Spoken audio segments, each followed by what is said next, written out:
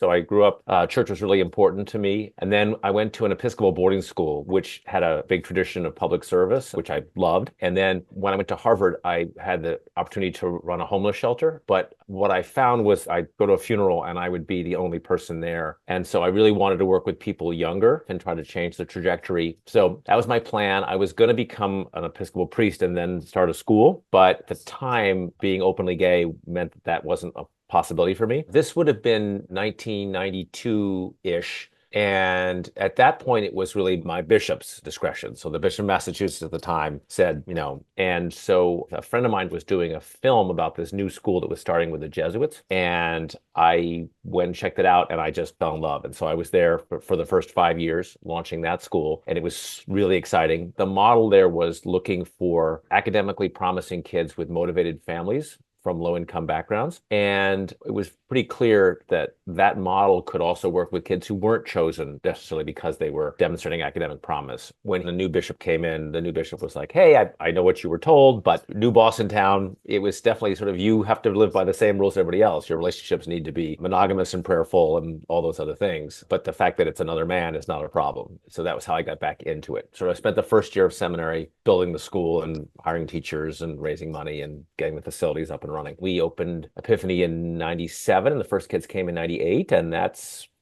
sort of the story.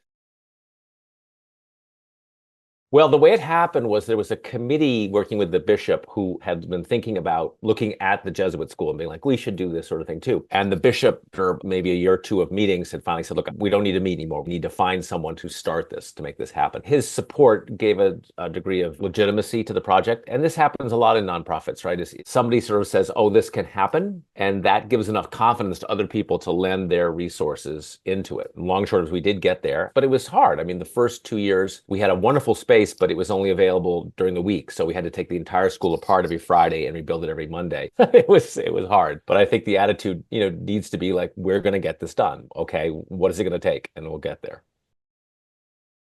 Yeah, I don't really have a leadership philosophy. I don't have an MBA. There's no book that I read that told me how to do this. I definitely am aware of my weaknesses. And so I've really tried to build the strength around me in areas that I'm either not interested in and or not good at. I think another leadership thing, which is less true than it was, for me, especially starting, I had to work harder, longer than anybody else. I'm not asking anyone to do anything that I'm not going to do myself. A group of people thinking together is very powerful, right? Especially if they have different viewpoints. I mean, my leadership team, they're all different from me. I mean, there's not a person who's like, sees the world the way I see it, thinks about problems the way I think about problems.